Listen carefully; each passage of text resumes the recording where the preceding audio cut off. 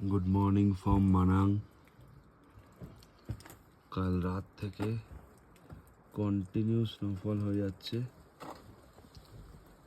এখনো অবধি কোনো বিরাম নেই। পুরো টোটাল এরিয়া পুরো সাদা হয়ে ঢেকে গেছে, রাস্তাঘাট সব বরফের তলায়। আমরা আজকে পুরোপুরি ঘরবন্দি, কোনো চান্স নেই বেরোনোর। ঘরের জানলা থেকে ভিডিও করছি।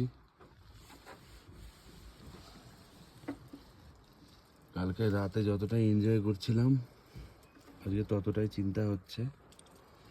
এদিকে যে জিনিসপত্রের দাম এবং যা খাবারের কস্টিং, তাতে একটা দিন আরও থাকা মানে খুব কষ্টকর।